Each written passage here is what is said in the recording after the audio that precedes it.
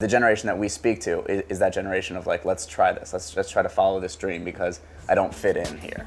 I want to feel weightless, and that should be enough. But I'm stuck in this fucking rut, waiting on a second-hand pick-me-up, and I'm over getting older. If I could just find the time, then I would never let another day go by. I'm over getting old. Maybe it's not my Jack was he was like a punk kid, but one of those punk kids that's like F authority, like he didn't like authority, but didn't really know what authority was. I was basically a shithead. One of those kids that like had a great family life, really close with his parents, but then would go to school and be like, oh yeah, this sucks, like F the government. Punk as hell, man. Yeah, and then he'd go home and eat meatballs and sloppy joes with his parents.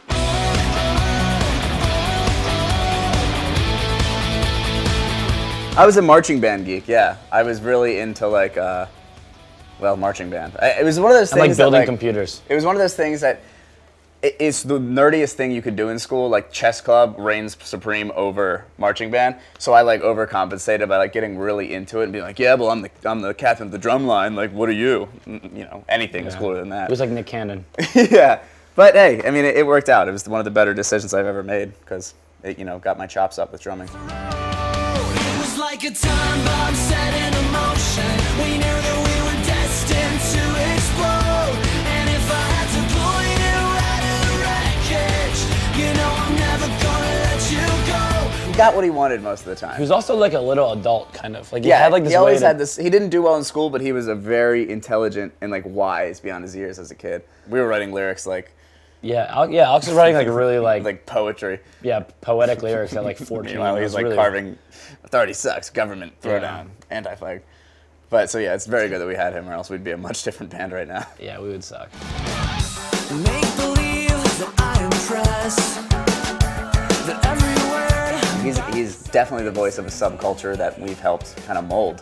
But it just speaks more to his ambition of he wants to be the voice. He wants to be the biggest singer in the world, you know, in the biggest band in the world, and that ambition to just think like, yeah, I can do this, and you know, not to be cocky, but just to be confident and be like, we'll keep doing this and it's going to work.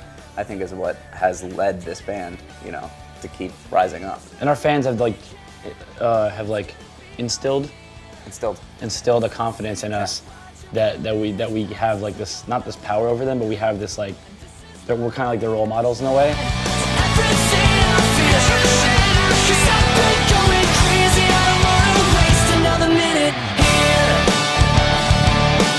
At least this subculture is a lot of, they're fed up with the kind of the normal like, go to high school, go to college, university, get a job, just kind of like the fall in line mentality.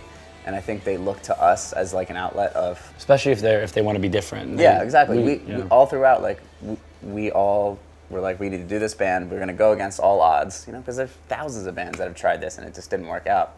And somehow we snuck through, and I think that's kind of like their hope. I'm not saying that they shouldn't go to college or university, but if you don't want to, if you have a dream, like why not chase it? You know, why not give it a try? We could have not worked out, and then we would have gone to college, you know, or done something else, but we did.